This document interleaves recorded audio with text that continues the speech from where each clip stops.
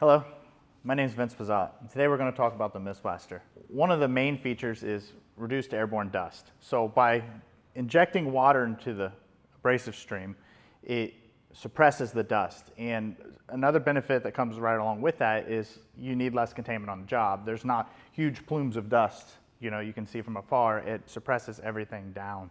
And what that leads right into is less abrasive consumption. Because we're injecting water after the metering valve and the inside of the blast pod is always dry, you are able to really fine tune your abrasive metering.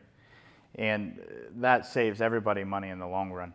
So one of the amazing key features is the versatility of the MistBlaster. You can go from a dry blast job, throw the MistBlaster right on the trailer or truck, and go right to the very next job and wet blast with one blast pod. You don't need to buy two different expensive pieces of equipment. This one does it all. And another cool feature is we do sell the MistBlaster in just a retrofit kit, so it will fit onto any blast pot.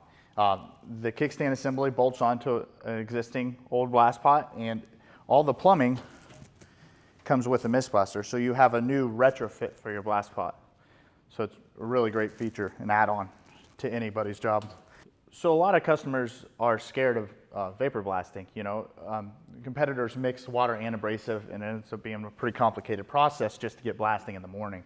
But because we inject water after the metering valve, we are able to really dial down the amount of water that we use to only suppress the dust. So there's not a bunch of nasty cleanup at the end of the job. You can dial this thing down to where it uses, half a pint at the lowest a minute, or a pint a minute. So it really helps out on keeping it lean and mean in the field.